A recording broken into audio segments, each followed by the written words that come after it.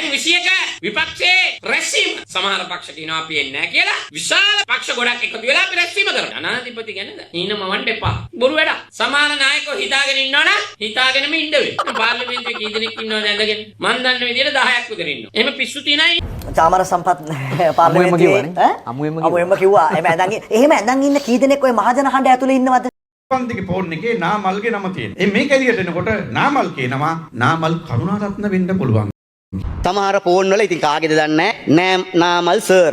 මගේ sir Rajapaksa. Backhoe සමන්ගේ phone වල තියෙනවා. ඉතින් අපි දන්නේ නැහැ මේ නාමල්ද වෙන නාමල් කෙනෙක්ද අපි දන්නේ නැහැ. දැන් සෙව්වන්තිගේ ෆෝන් එකේ මේ බැකෝ සමන්ගේ ෆෝන් එකේ තියෙන. ඔයගොල්ලෝ පාර්ලිමේන්තුව අහන්න ඕනේ. සාමාන්‍ය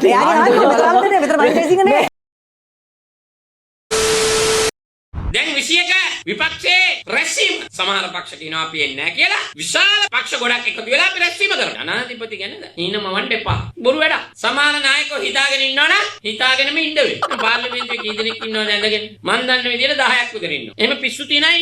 චාමර සම්පත් පාර්ලිමේන්තුවේ අමුෙම කිව්වා. එහෙම ඇඳන් ඉන්න කී දෙනෙක් ওই මහජන හඬ ඇතුලේ ඉන්නවද? ඉස්සෙල්ලා කතා අහන්න එපා ඕන්.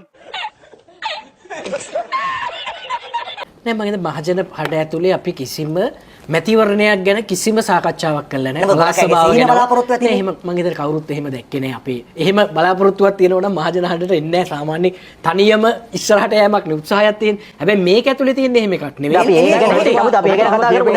21 මොකද මොහොතක් දෙනකොට 21 වෙනිදා වැඩේ. දැන් ඔබතුමාලා මේ සූදානම් වෙන බලාපොරොත්තු ගොඩනක් තියාගෙන එලි වහින වැඩේනේ. අපි ඒක ගැන කතා කරමු. දැන් 21 වැඩේ ඔබතුමාලා කවුද මෙතෙන්ට සහභාගී වෙන නායකයෝ? රනිල් වික්‍රමසිංහ මහත්මයා නවද? මහින්ද රාජපක්ෂ මහත්මයා නවද? සජිත් ප්‍රේමදාස මහත්මයා නවද? දැන් තාම නම් සජිත් ස්ථිර කරලා නැහැ නේ. අද වාර්තාව මහින්ද රාජපක්ෂ රනිල් වික්‍රමසිංහ නවද? පැරණි දේශපාලන මේ සාගර මේ කියනවා අද පැහැදිලිව මේ කිසිම හිටපු නායකයෙක් වේදිකාවට එන්නේ නැහැ කියන කතාව. මේ දැනට මෙහෙම පළවෙනි වැඩසටහනේ අපි මහින්ද සුලක ආරම්භ කරපු වෙලාවෙත් මතක ඇති. මහින්ද රාජපක්ෂ මහත්තයා අවුරුද්දකට පස්සේ තමයි මහින්ද සුලක වේදිකාවට ආවේ. මගුලක් කතා කරනවා. සමගි ජනබලවේගයේ ෆෝන් මේකට නැද්ද? මම හිතන්නේ විපක්ෂයේ සමගිය වෙන පෙනී ඉන්න එක විපක්ෂයේ සෑම පක්ෂයකම යුතුයකමක්. ඒ නිසා අපි බලාපොරොත්තු වෙනවා නුදුරු දිනකම එයාත් සම්බන්ධ වෙන්න. ඒ 21 වෙනිදා එනවා.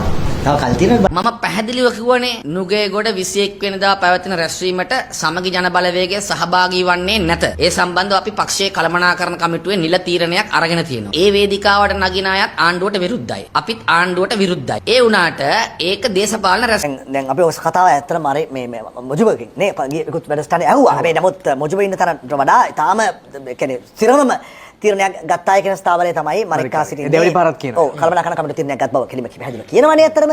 ඒතර මේ තත්ත්වය තුල සමගි ජන බලවේගයේ නැති ගෙදර හෝටලයක පරිපූර්ණය වගේ තත්ත්වයකටපත් වෙන්න ඉඩ තියෙනවනේ. උන්න සහභාගී නොවුනොත් එහෙම. නෑ මෙහෙමයි. ඒක මම හිතන්නේ සහභාගී වීම හෝ නොවීම ඒ පක්ෂයේ අයිතිවාසිකමක්. අද ඔය මම දන්නතර මේ මහජන හඬ දෛනික සාකච්ඡා මාලාවක් යනවා සංවිධාන කටයුතු. මේවට සමගි ජන බලවේගයේ සහභාගී වෙනවද? ඔව් සමගි ජන බලවේගයේ සහභාගී. අද තිබුණාද සාකච්ඡාවක්? අද එකටත් ආවද? ඔව් උන් දිගටම සහභාගී වෙනවා. ඒ කියන්නේ කවුද ආවේ? මම නම් සඳහන් කරන එක සාධාරණ නෑ. රහස් සාකච්ඡාවක් නෙමෙයි. මේ රහස් සාකච්ඡාවක් නෙමෙයි. එකතු කරගන්න බැරි වෙලා. කවුද සාකච්ඡාව කියලා ඇහුවේ? ඒගොල්ලෝ හොරෙන් එනවා නෙමෙයි. හොරෙන් ගීමක් නෙමෙයි. හැබැයි චමුදිත මං හිතන්නේ ඒක ඒ පක්ෂයේ විදියට මම වෙන පක්ෂයක් ගැන කතා කරේ මෙච්චර සුදුසු නෑ. ඒගොල්ලෝ මොකද කියන්නේ පක්ෂේ කවුද අකමැති මේකට එන්න? බහුතරයක් කැමති බහුතරයක් ඒ කොටසක් කැමති එහෙමද? මෙහෙම රැස්වීමට එනව නැති එක නෙවෙයි අපි විතර සාකච්ඡා කරන්නේ. ඒතර මහජන හඬ කියන්නේ පුළුල් වැඩසටහනක්. විශේෂයෙන්ම ආණ්ඩුවට විරෝධතාව. මේක රැස්වීම පමණයි. අමූලික පට්ටපල් බොරුවක්. මනම්පේරි පියල් සම්පත් බැකෝ සමන් තැමිල්ලහිරු පාඳුර නිලංග කේල්බද්දර පද්මේ කජ්ජා තාජුඩීන් ඔක්කොම එතනින් කජ්ජාගේ බිරිඳ කියනවා තාජුඩීන් අඳුරගත්තා මම තාජුඩීන්ගේ ඉස්සරහා ගිය වාහනේ පිටිපස්සේ ගියේ කජ්ජා ඊට පස්සේ තාජුඩීන්ගේ වාහනය මේ ඩිෆෙන්ඩර් එක රෙඩ් ක්‍රොස් එකේ වාහනයක් සමාජ සේවා අමාත්‍යාංශයෙන් තමයි ඒක දැකලා ශ්‍රීලංක රාජපක්ෂට ලබා දෙන පින්තූරත් එක ඉදිරිපත් කරනවා. ඊට පස්සේ ඒක පාවිච්චි කරගෙන යෝෂිත රාජපක්ෂ. අනුකම්ප දිසානායකම රැස්වීමකදී කියන ආකාරයට ඒ වාහනේ හම්බ වෙනවා ඊට පස්සේ දඹුල්ලේදී පාට වෙනස් කරලා. ජීප් එක යනකොට ඒ ගමම්ම තව ඩිෆෙන්ඩර් රථයක් යනවා. ඒ ඩිෆෙන්ඩර් රථේ CID එකෙන් හඳුනා ගන්නවා. හොයාගෙන යනකොට ඒ ඩිෆෙන්ඩර් ජීප් රථය සමාජ සේවා අමාත්‍යාංශයට අදාළ ජීප් රථයක්.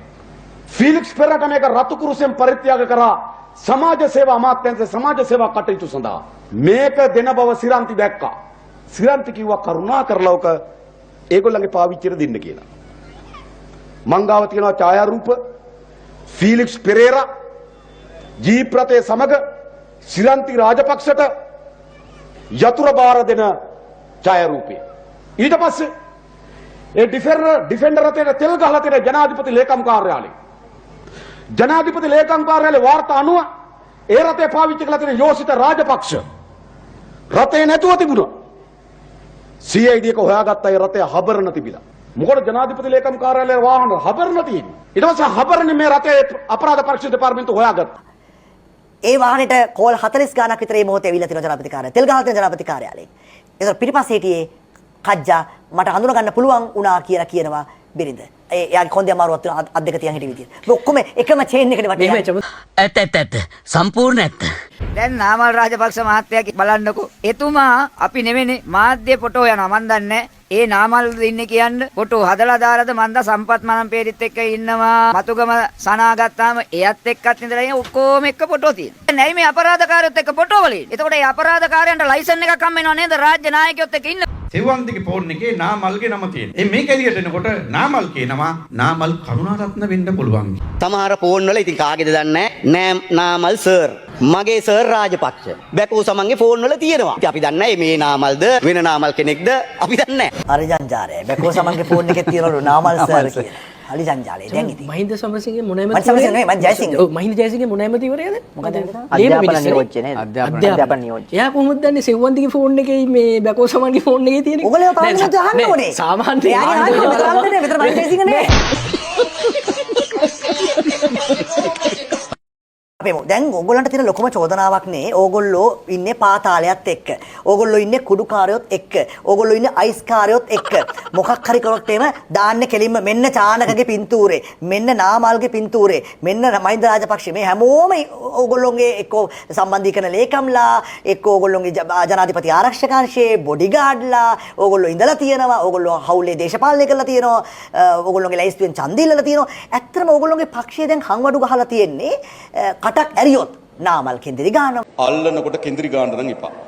බය වෙලා මනම් පෙරි මොනවා කියවයි දන්නේ. මනම් පෙරිට කලින් ට්‍රැක් එක නාමල්ගේ පැනලා මේවා තමයි නලින්දලා කියන කතා. මොකද ඇයි මේ ඕගොල්ලන්ට මේ කෙටි කාලයකට මෙච්චර මේ පාතාල චෝදනා ටිකක් වැදුනේ?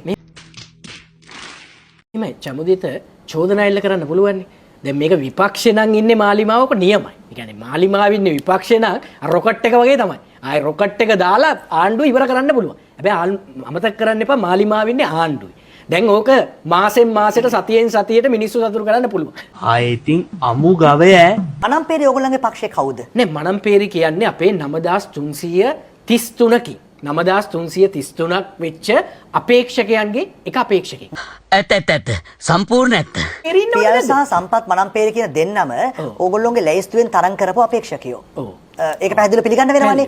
එතකොට දැන් මහින්ද රාජපක්ෂ මහත්මයාගේ පුද්ගලික ආරක්ෂකයා වශයෙන් බොඩිගාඩ් වශයෙන් ඉඳලා තියෙනවා. PSD එකේ. නෑ ඉඳලා නෑ. පුද්ගලික ආරක්ෂකයා. එතකොට දැන් ඔවුන්ට නොමිනේෂන් දෙනකොට ඔවුන්ට කලා ට්‍රේඩර්ස් අධිපති පැහැරගෙන ගිහිල්ලා කප්පම් ගැනීම පිළිබඳව හාල් පිළිබඳ චෝදනාවක් තියෙනවා. ඒ අතරේ පොලිසිය සිටින අතරේ ගංජා ප්‍රවාහනය කරලා අහුවෙලා තියෙනවා.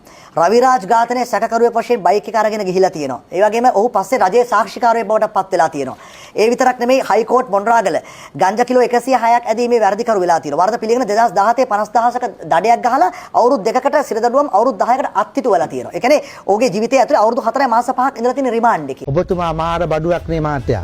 ඒතර මේ තත්වයක් ඇතුලේ නොමිනේෂන් දෙනකොට මේ කාරණා සලකලා බැලුවේ නැත්තේ ඇයි? චෝදනා පිළිබඳව අපිට වාර්තා වෙලා තිබුණේ නැහැ. මොහුට නොමිනේෂන් අධිකරණයේ තිබුණේ වාර්තා වෙලා තිබුණේ නැහැ. නෑ පැහැදිලිව. ඒක තමයි අපි දැන් තීරණය කරලා තියෙන්නේ පොලිස් වාර්තා. දැන් චමුදිත බලන්නකො ඊයේ පෙරේදා මාලිමාවේ පාර්ලිමේන්තු මන්ත්‍රීවරයෙක් එකපාරට උසාවියට ගියේ නැහැ කියලා ලක්ෂ 240ක වංචාවක් පිළිබඳව වාර්තා වුණා. එදා වෙනකම් මම දැනන් හිටියේ නෑ. උට හිම චෝදනාවක් තියෙනවා. මම චමුදිත දැනන් හිටියේ නෑ. මම දැනන් හිටියේ නෑ. නෑ ඉතින් මාලිමාවක් දන්නේ නැතුවද? නෑ නෑ මාලිමාව දන්නේ. ඒ ප්‍රතිවිරුද්ධ දේශපාලන පක්ෂය අපි දැනගන්නේ නැහැ කියමු.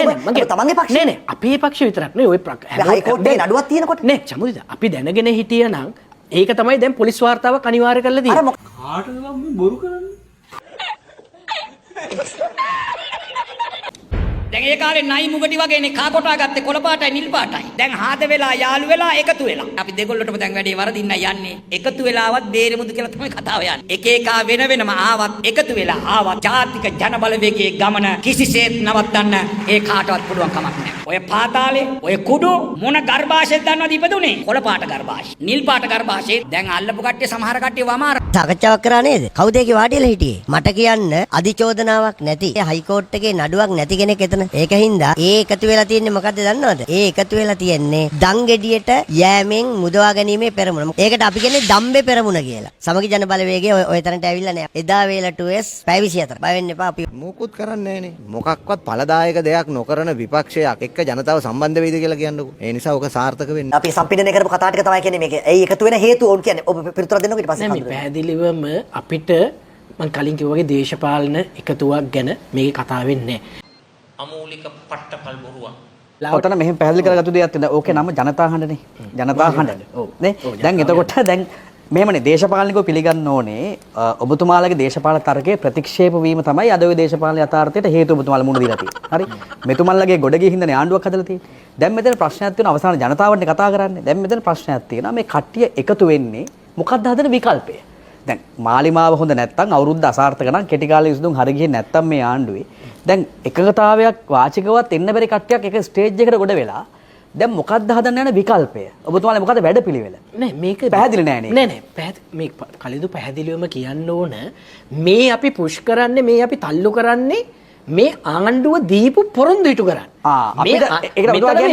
අපිට තාම බෑ. ඕගොල්ලන් පුළුවන් නම් කරන්න. අපිට බෑ නෙමෙයි. දැන් අපි මාලිමාව නෙමෙයිනේ ගෙවල් ගිනි තියෙන මිනිස්සු නෙමෙයි. අපි පාර්ලිමේන්තු ගිනි තියෙන මිනිස්සු නෙමෙයි. අපි අර ජනාධිපති මන්දිර වට කරන මිනිස්සු නෙමෙයි. ජනතාව මොවුන්ට කාලයක් දීලා තියෙනවා. මොවුන්ට 159ක් දීලා තියෙනවා. ඒතකොට ඉල්ලීම් ටික ඉටු කරගන්න බලපෑමක් කරන්න. මේ බලපෑමක් ප්‍රෙෂර් එකක් කරන්න. පැහැදිලිවම ප්‍රෙෂර් එකක් දෙනවා. පොරොන්දු දුන්නා නම් ඉටු කරන්න. දැන් ඔබට හිතෙන්නේ නැද්ද රනිල්ගේ ඕමනාවට රනිල්ගේ තියෙන පොලිටිකල් ගේම් එකට ඕගොල්ලෝ අහු වුණා ට්‍රැප් වුණා කියලා සජිත් ඒක දැනගත්ත නිසා සජිත් මේකට එන්නේ රනිල් ඕගොල්ලෝ රනිල්ව අගමැති කරනවා ඕගොල්ලෝ රනිල්ව ජනාධිපති කරනවා ඒ රනිල් ඕගොල්ලෝගේ පක්ෂයේ කැලි 4ට කඩනවා අද මෙහෙම ඉන්න දැන් අද රනිල්ම ආපහු මේ ඕගොල්ලෝගේ ඡන්ද ටික රනිල් ගන්න ඡන්දෙන් නාමල්ට 102කමාරක් ගියේ ඕගොල්ලන්ගේ ඡන්ද ටික තමයි බෙදිලා ගියේ රනිල්ට සහ මේ මාලිමාවට. හැබැයි රනිල් ඊටාම මාස 5ක් ඇතුළත නැවත නාමල් 1,10,000ක් කරගන්නවා. දැන් මේ බේස් එක රනිල්ට නැහැ. ඕගොල්ලෝ හිතන්නේ නැද්ද රනිල්ගේ උගුලට ඕගොල්ලෝ ට්‍රැප් වුණා උගුලට අහුණා කියලා. මම හිතන්නේ මේකේ කිසිම උගුලක් නැහැ.